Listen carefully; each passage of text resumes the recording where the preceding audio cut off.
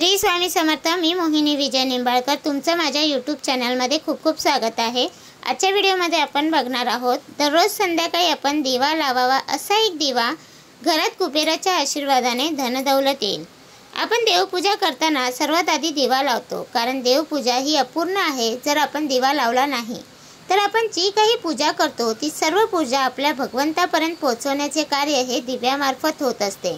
म्हणून देवपूजा करण्यापूर्वी सर्वात आधी दिवा लावावा। आपण दिवा लावण्याचे विशेष असे काही नियम जाणून घेणार आहोत।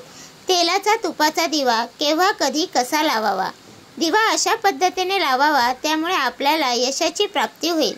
तसेच कुबेर निरंजन दिवा आपण कसा व कुठे लावावा हे आपण आज जाणून घेऊयात। या दिव्यामुळे आपल्याला लक्ष्मी प्राप्ती होईल।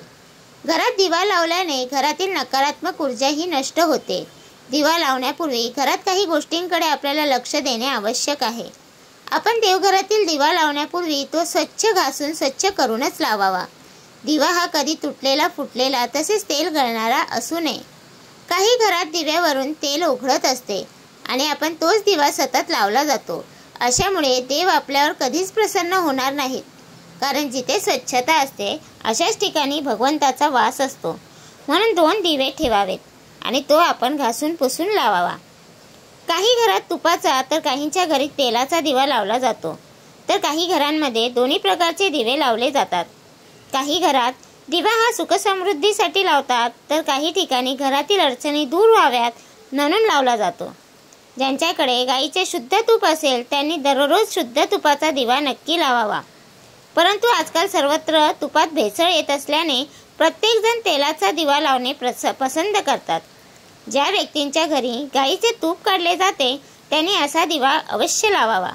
यामुळे अनेक फायदे होतात। तुपाचा दिवा व तेलाचा दिवा असे दोन्ही प्रकारचे दिवे लावले जातात, परंतु कोणता दिवा कोणत्या दिशेला लावावा हे माहीत नसते। ह्या खूप छोट्या छोट्या गोष्टी आहेत, त्यामुळे आपली देवपूजा लाभदायक किंवा नुकसानदायक ठरू शकते। तुपाचा दिवा नेहमी आपण आपल्या उजव्या बाजूला म्हणजेच देवघराच्या डाव्या बाजूला लावावा, तर तेलाचा दिवा आपण नेहमी आपल्या डाव्या बाजूला म्हणजेच देवघराच्या उजव्या बाजूला लावावा। दिव्याची वात देखील कोणत्या दिशेला पाहिजे हे देखील माहिती असणे महत्त्वाचे असते। आपले देवघर हे नेहमी ईशान्य दिशेला असावे। आपण देवघरात दिवा लावतो त्यावेळी दिव्याची वात पूर्व किंवा पश्चिम दिशेला असावी। दक्षिण किंवा उत्तर दिशेला कधीही वात असू नये। आणखीन एक गोष्ट महत्त्वाची आहे ती म्हणजे आपण एकत्रितपणे तेल किंवा तूप असा दिवा कधीही लावू नये। जर तुम्ही तेलाचा दिवा लावत असाल तर त्यात तुम्ही तूप टाकू नये। नोकरीमध्ये अडचणी येत असतील किंवा तुमच्या काही इच्छांची पूर्तता होत नसेल तर आपण दररोज शुद्ध तुपाचा दिवा मात्र लावावा आणि त्यातील वात जी लावत आहोत ती आपण लाल रंगाची असावी। श्रीहरी विष्णू व माता लक्ष्मीच्या फोटोसमोर असा एक दिवा लावावा। यामुळे सर्व इच्छा पूर्तता होते, तसेच धनलाभ देखील आपल्याला होतो।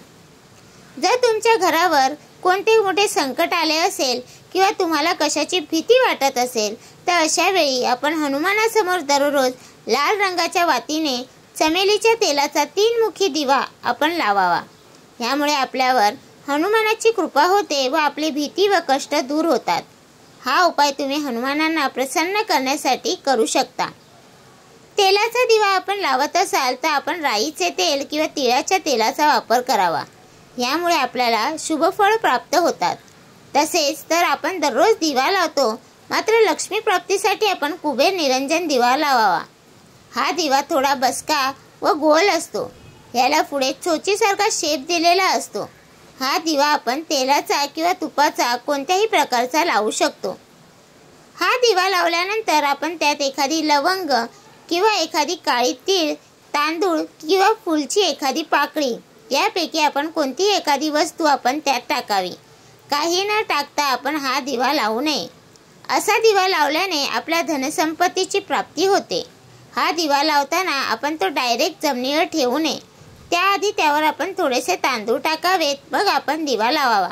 हा दिवा धनप्राप्ती करून देणारा आहे, त्यामुळे देवी लक्ष्मीची आपल्यावर कृपा होते।